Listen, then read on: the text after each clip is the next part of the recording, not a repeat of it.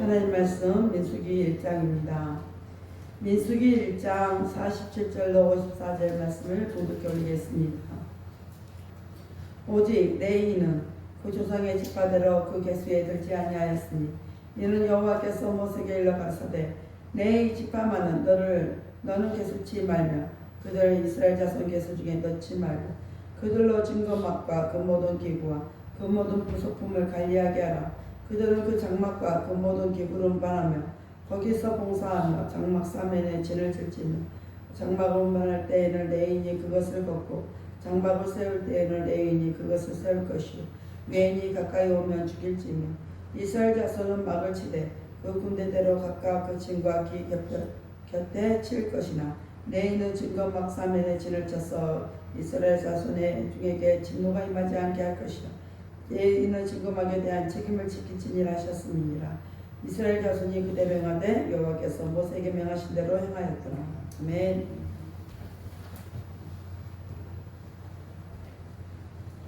기도합니다. 할렐루야. 아버지 하나님 감사합니다. 오늘 시간에도 함께하여 주옵소서.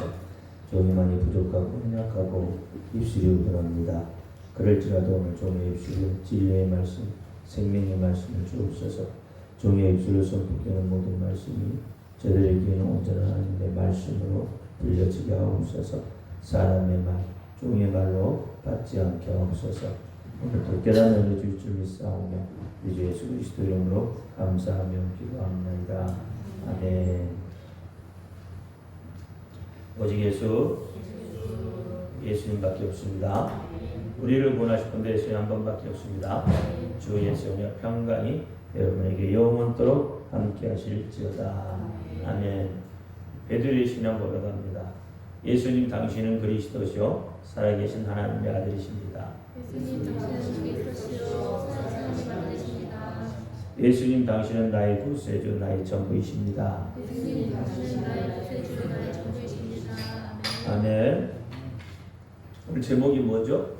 하나님만 드러내는 인생 2. 어떻게 하면 하나님만 드러내며 살 수 있을까요? 오늘 본문에 보니까 이스라엘 자손이 그들의 행하되 여호와께서 모세에게 명하신 대로 행하였더라. 어떻게 하면 하나님을 드러낼 수 있을까? 그것은 하나님의 명한 대로 행하시면 돼요. 너무 간단하죠? 하나님의 명하신 대로 하면 하나님만 드러내게 되는 겁니다. 그럼 어떤 사람이 하나님을 드러낼까요? 어떤 사람이 하나님만 드러내는 삶을 살까요? 하나님을 믿고 의지하고 따르는 여러분은 여러분의 삶에서 진정으로 하나님을 드러내며 하나님만 드러내는 삶을 살고는 있습니까? 여러분은 어떻게 살아야 하나님만 드러내고 살 수 있다고 생각을 하십니까? 돈을 많이 벌어서 성공이라는 것을 알면 그 삶이 하나님만 드러낼 수 있다고 믿고 있습니까? 아니면 공부를 잘해서 공부를 많이 해서 훌륭한 학자가 되어서 사회에 이바지하면 그것이 하나님을 드러낼 수 있는 방법이라고 믿으십니까? 그것도 아니면 정치를 잘해서 높은 자리에 올라서면 그것으로 하나님을 드러낼 수 있다고 보십니까? 세상 사람들로부터 착하다, 당신은 법이 없어도 살 수 있는 사람이다 라는 소리를 듣고 살면 하나님만 드러내는 삶이 아니겠느냐고 혹시 말씀하고 계십니까? 그렇습니다.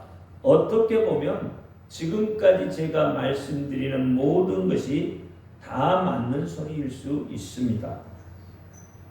돈이 있어야 사람 행세를 할 수 있고 공부도 열심히 해서 사회에 영향력 있는 인물도 되고 정치도 잘해서 많은 사람들에게 지지도 받고 착해야 남들이 나를 보고 당신처럼 살아야 되겠다고 회심도 하게 되니까 당연히 하나님을 드러내는 일이 아니겠습니까? 그러니 나는 하나님만 드러내며 사는 인생을 살고 있습니다. 이렇게 말할 수 있겠느냐는 거죠. 그렇다면 그렇게 살지 못하는 인생은 하나님을 드러낼 수는 없는 것입니까? 가난하게 살면 하나님을 드러낼 수 없습니까? 돈도 못 벌고 하루 세 끼 밥도 겨우 먹는 형편에 있는 사람들은 하나님의 사랑을 못 받는 사람들입니까? 돈 없어 공부를 하고 싶어도 형편이 되지 않아서 학업을 중도에 포기해야만 했던 사람들은 하나님이 포기한 인생들입니까?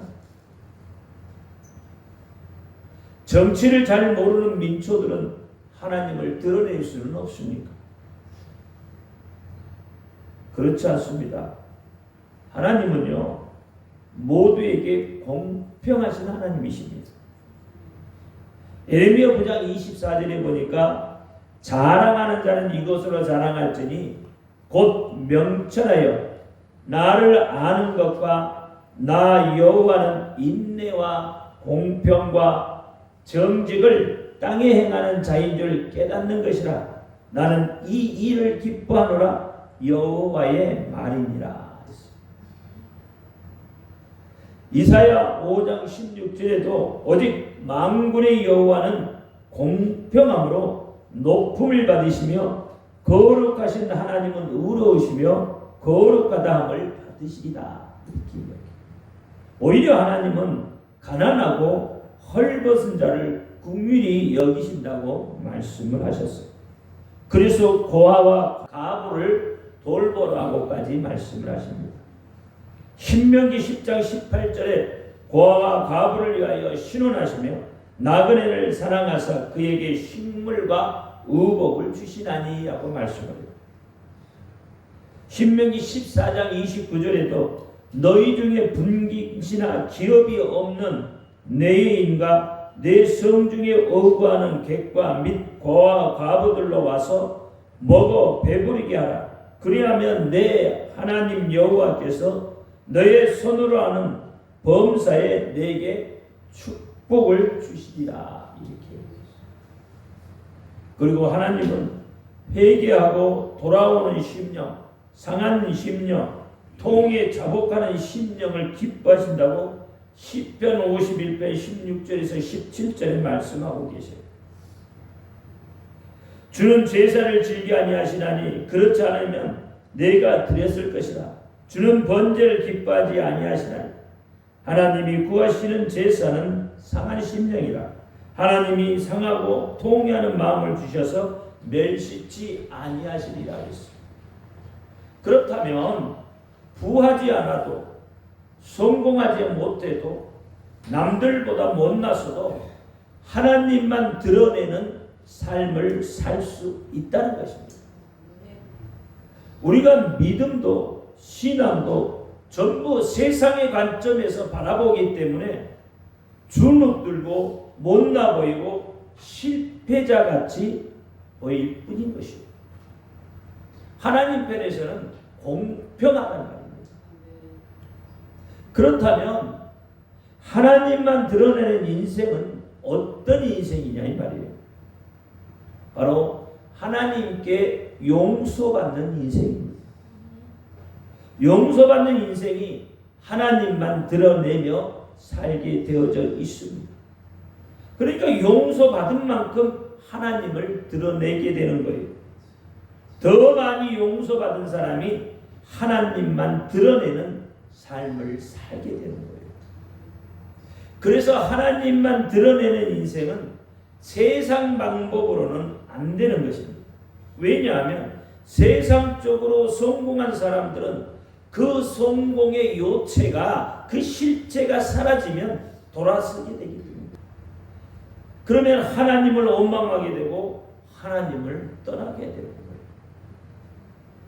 인생이요, 여러분 평탄하지만은 않습니다. 분명히 인생은 굴곡이 있어요. 성공하는가 싶으면 여러분 실패하게 되고, 실패하는가 싶으면 성공도 하는 것입니다.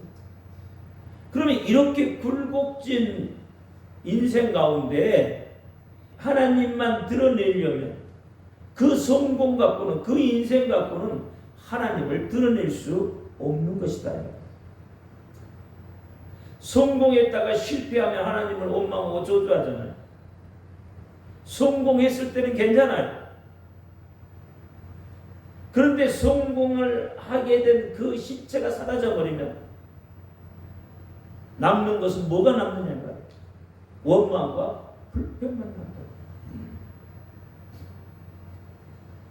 그래서 히브리서 6장 4절부터 6절에 이렇게 말해요. 한번 비춤을 얻고 하늘의 은사를 맛보고 성령에 참여한 바 되고 하나님의 선한 말씀과 내세의 능력을 맛보고 타락한 자들은 다시 새롭게 하여 회개할 수 없나니 이는 자기가 하나님의 아들을 다시 십자가에 못 박아 현재의 욕을 보임이라.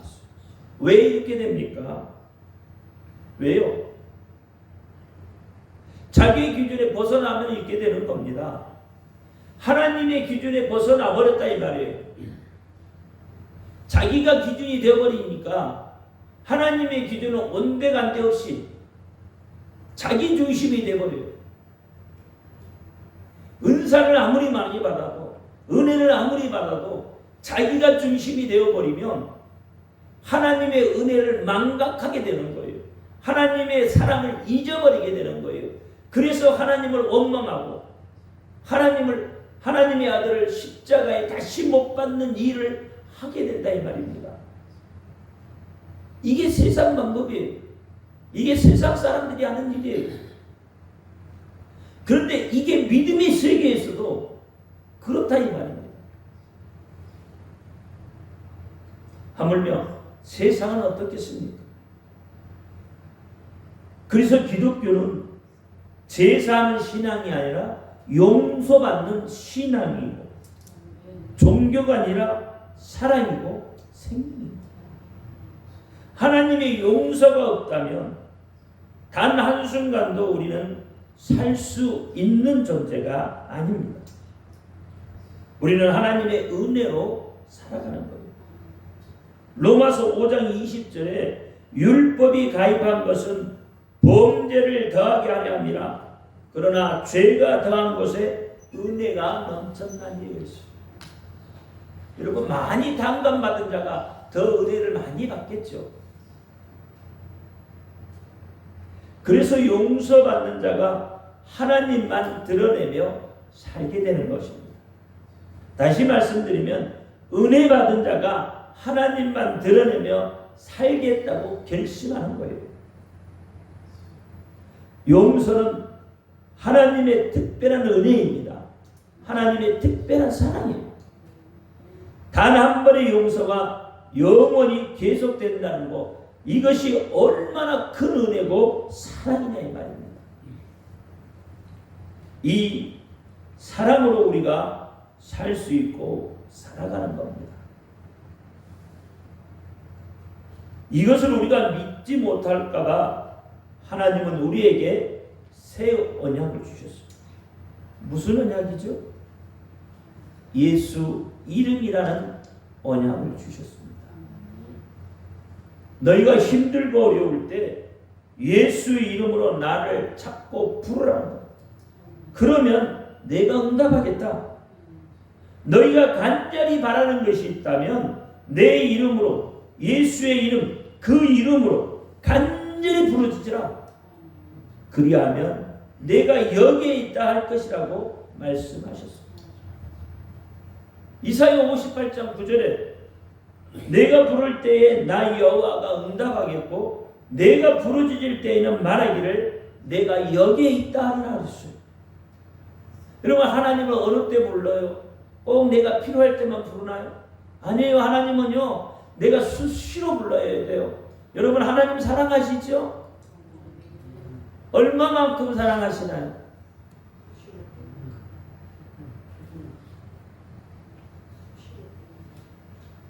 그 사랑하는 것을 뭘로 나타내셔요? 자, 말로 하나님 사랑해요. 그럼 끝나는 건가요? 하나님을 부르는 겁니다. 여러분이 사랑하는 만큼 하나님을 부르게 되는 거예요. 여러분 자녀가 엄마를 많이 사랑하죠. 많이 따르죠. 그러면 자녀는 어떻게 해요? 엄마 뒤를 절절절절 따라다니면서 뭐라고 그래? 엄마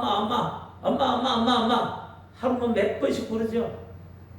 사랑한 만큼 부르는 거예요. 여러분 하나님 사랑하신다며. 그러면 뭘로 하나님 나는 하나님 이렇게 사랑합니다라고 이야기해요. 하나님을 부르는 거예요. 그만큼 내가 사랑한 만큼 부르는 거예요. 그러니까 하나님이 뭐예요? 응답하겠다고 하는 거예요.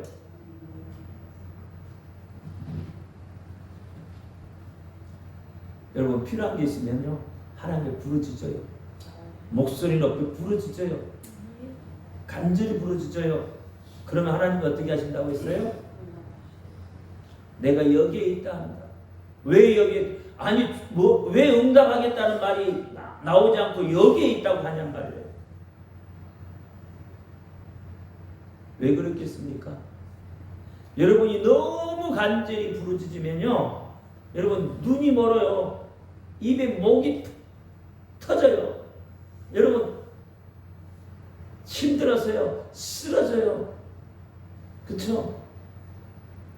해봤어야지. 그렇게 간절히 부르짖어 봤어야지. 여러분 하나님 앞에 간절히 부르짖으면 천장이 끊어지는 것 같아요. 그걸 경험을 안 해봤으니 알 수가 있나? 그러니까 그런 간절한 부르짖음으로 부르짖어봐요. 그러면 하나님이 내가 여기에 있다. 왜요? 여러분이 더 상할까봐. 여러분이 상하는 것을 하나님이 싫어해요.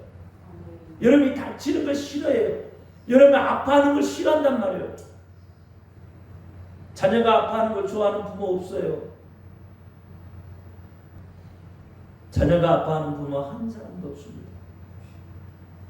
그러니까 자녀가 부러지자 몸이 상할까봐 하나님이 여기에 있다는 거예요. 그래 그만해라. 내가 어떻게 한다고? 내가 도와줄게. 내가 줄게. 뭐가 필요해? 이제 그만해도 돼. 그래서 부르짖으라는 겁니다. 이게 하나님의 사랑이에요. 그 사랑을 받는 사람이요 하나님을 드러내며 살게 되어 있다 이 말입니다. 요한복음 14장 18절에는요 내가 너희를 고아와 같이 버려두지 아니하고 너희에게로 오리라 그래요.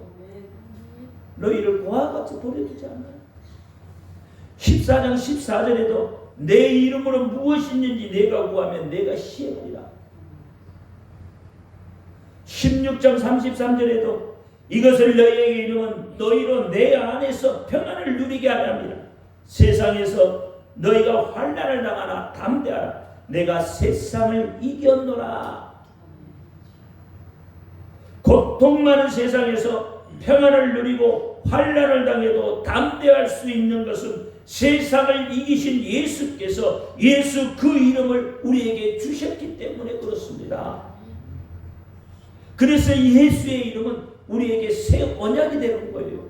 예수의 이름을 부르면 하나님이 응답하고 예수 이름으로 부르짖으면 내가 여기에 있다. 하나님의 언약의 약속인 거예요.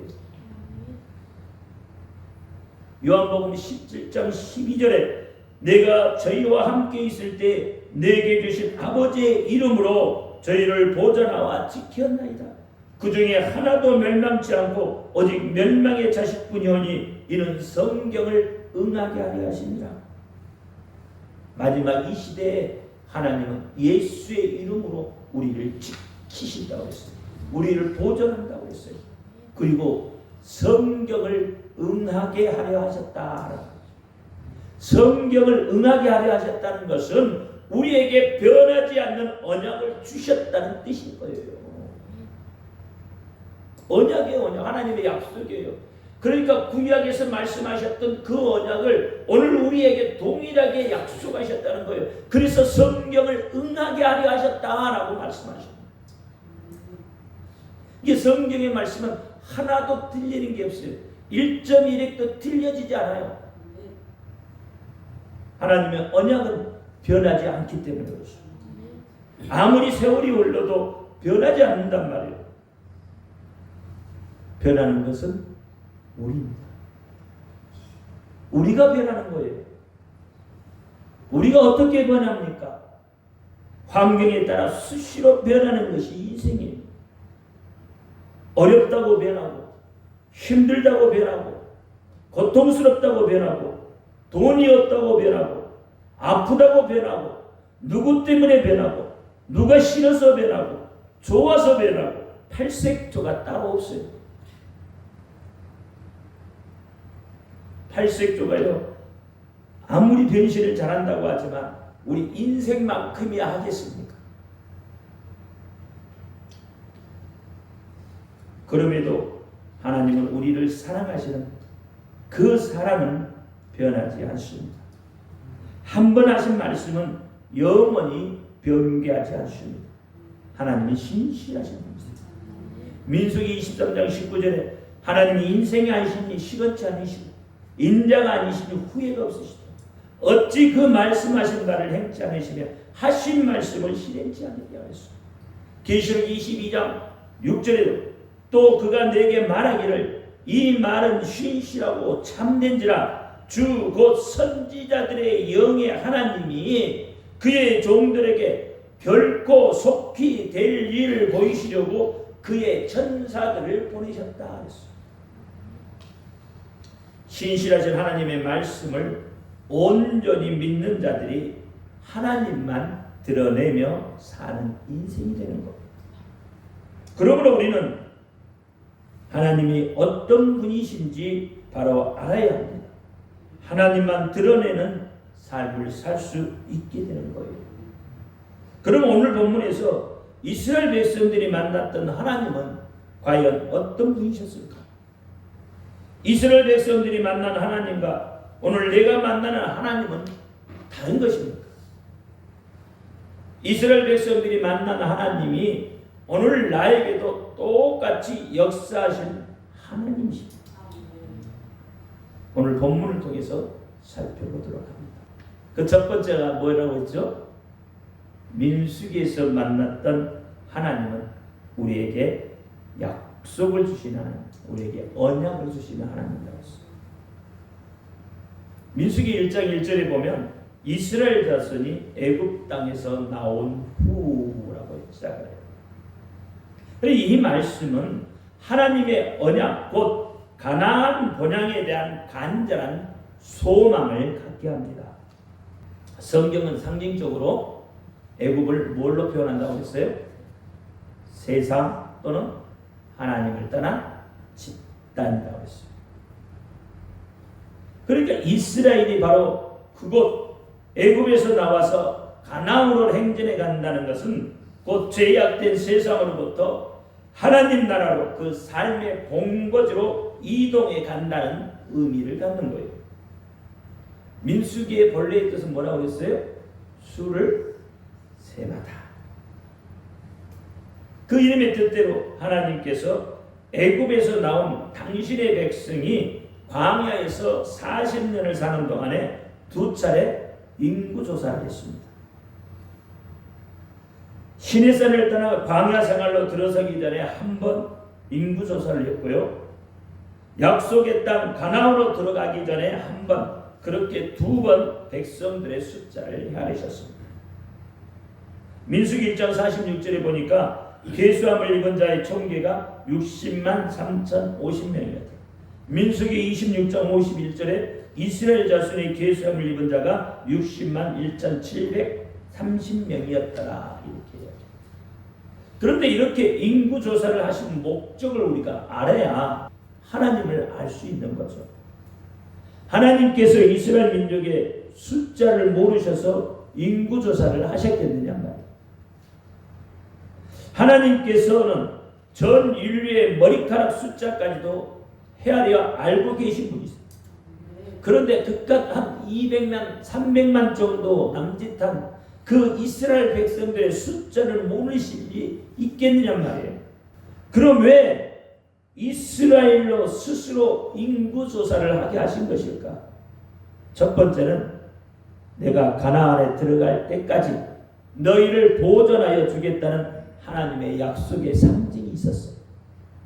사실 광야의 삶은 인간이 살아 존재하기보다는 죽기 쉬운 환경입니다. 그곳에서 40년을 유리방황했다면 번성한다는 것은 극히 어려운 거예요. 그러니까 인구수가 급감할 수밖에 없는 환경이었단 말이에요. 그런데 어떻게 들어가기 전과 들어간 후에 인구 조사해 봤더니 별 차이 없어요. 2,000명 남짓하잖아요. 그렇죠? 그럼 이건 별 차이 없는 거예요.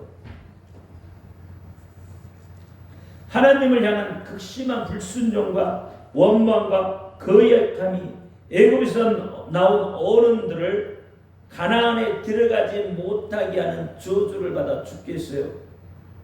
다 죽었잖아요. 1세대는 누구만 살았어요? 갈렙과 여호수아만. 심지어 모세까지도 못 들어갔잖아요. 그 외에도 우상을 섬기다가 하나님의 행벌로 죽은 사람은 또 얼마나 많았습니까? 이런 것들을 생각해 보면 하나님께서는 광야 생활 속에서도 이스라엘을 보존하시되 완벽하게 보존하시고 또 오히려 번성케 해주셨다는 결론이 나오는 거예요. 하나님은 언약을 지키셨어요. 약속을 지키셨다는 거예요. 두 번째 인구조사는 가나안 땅을 반드시 얻게 하겠다는 하나님의 약속의 상징이죠. 두 번째 인구조사의 목적이 바로 가나안 땅을 공평하게 나누어 주시는 하나님의 뜻이었습니다. 그러니까 민수기는 약속의 책이에요. 언약의 책이다 이 말입니다. 광야 40년의 보호와 약속의 땅 가나안의 기업을 모두 주시겠다고 약속하신 거예요. 하나님은 이렇게 당신의 백성에게 약속을 주시는 분이십니다. 그러면 하나님은 오늘 우리에게 약속을 안 주시나요? 오늘 우리에게도 동일하게 예수의 이름으로 우리에게 약속을 주셨어요. 언약을 주셨어요. 너희가 예수의 이름으로 구하기만 하면, 부르기만 하면, 원하기만 하면, 예수 이름을 찾기만 하면 다 주시겠다고 약속했어요. 심지어는 구원까지 그 속에 담아주셨어요. 하나님은요, 약속을 주시기 전에는 움직이지 않으십니다. 애굽을 나온 이스라엘에게만 그랬던 것이 아니에요. 여러분 성경을 잘 보시면 하나님을 복을 받아 누렸던 하나님의 사람들 모두가 다 하나님의 약속을 미리 받고 움직였어요. 아브라함도 하나님의 약속을 받고 하란을 떠납니다. 야곱도 하나님의 약속을 받고 외삼촌 라반의 집에 도착을 해요. 요셉도 이미 어린 시절 꿈으로 그가 애굽의 총리가 될 것을 약속받았어요. 하나님은 약속을 주시고 움직이시는 분이십니다. 하나님은 약속의 하나님이심을 잊지 마시기 바랍니다. 두 번째는 하나님은 약속하신 것을 반드시 이루어 주시는 분, 그 약속을 안겨주시는 분이시다.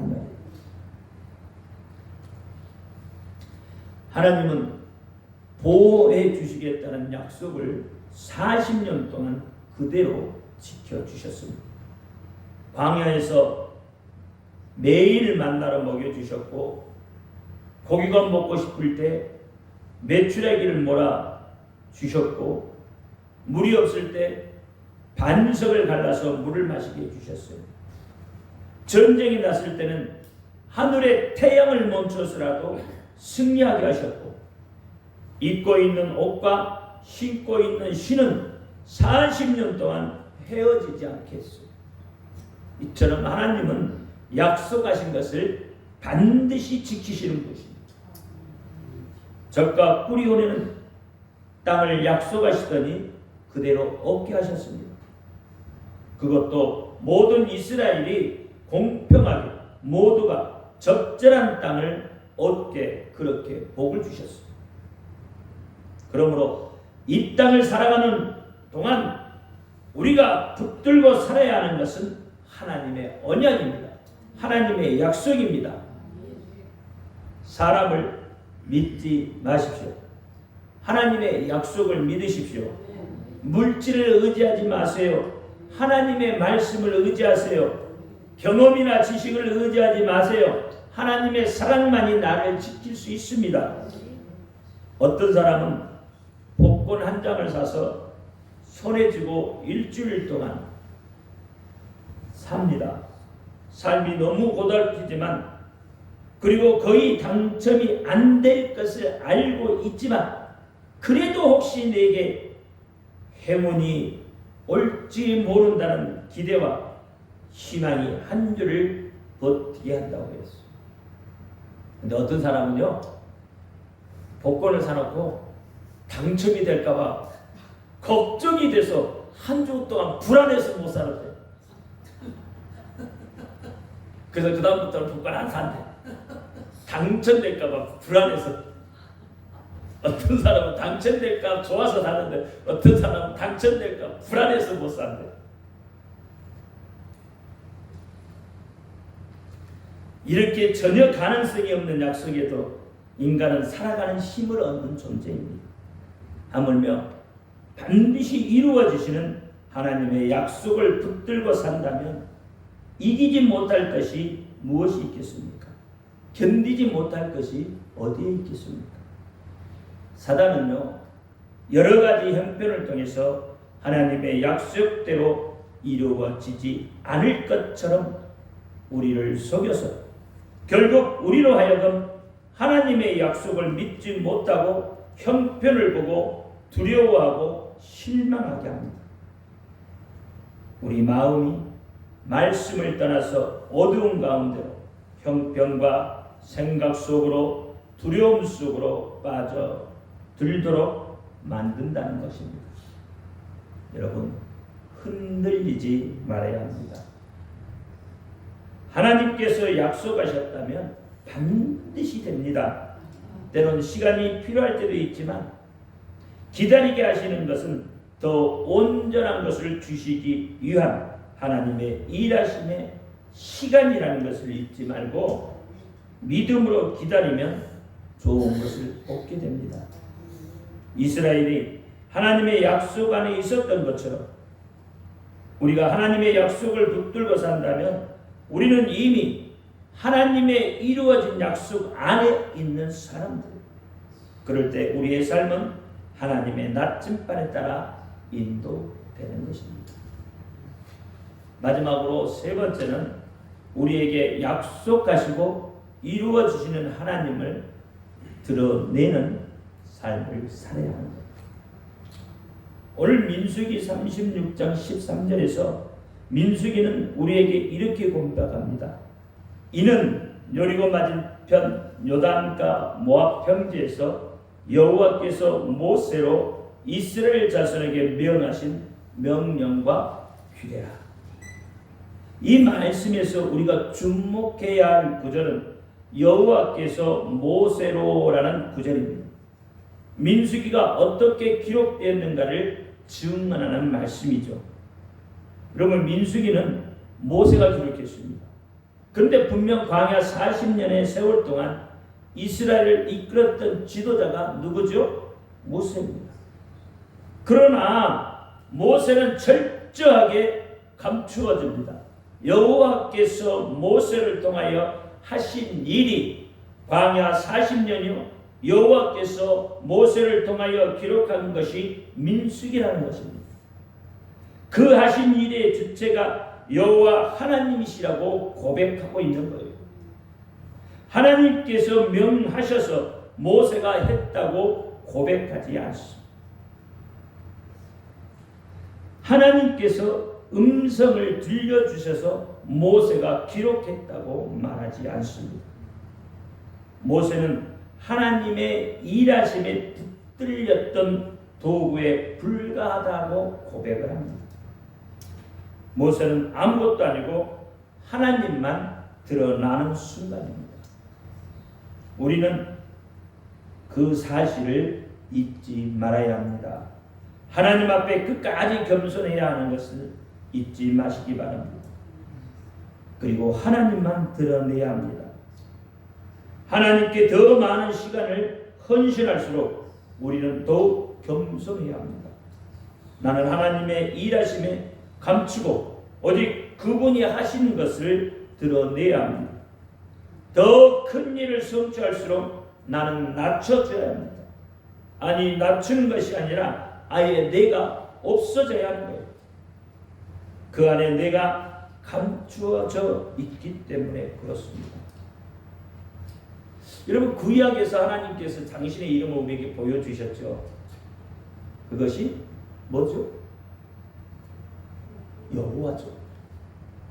그런데 신약에서 하나님께서 당신의 이름을 또 가르쳐 주셨죠. 그 뭐죠? 예수죠. 근데 신약에서는 여호와라는 이름이 단 한 번도 안 나옵니다. 왜 그럴까요?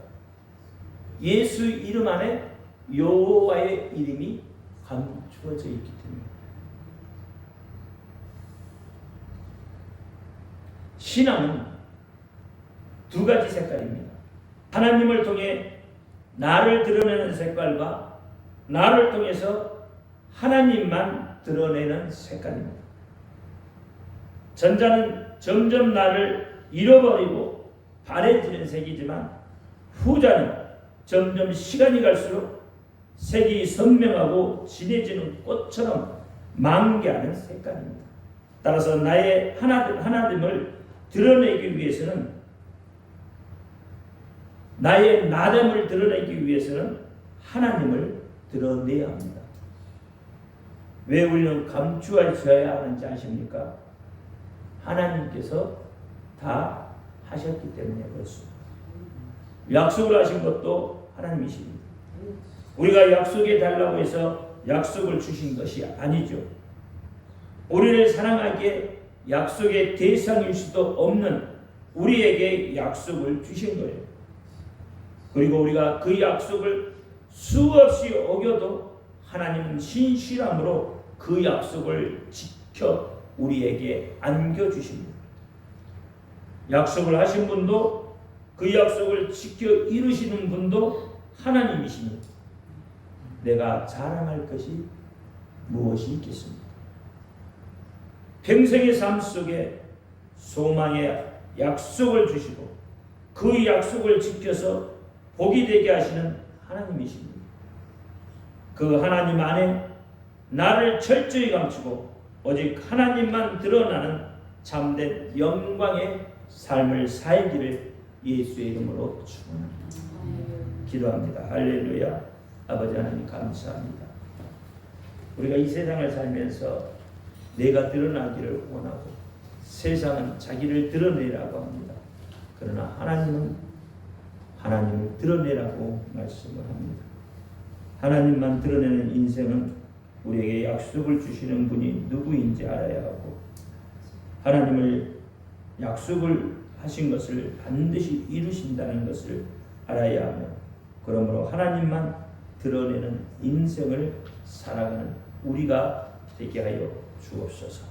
우리 주 예수 그리스도 이름으로 감사하며 기도하옵나이다. 아멘.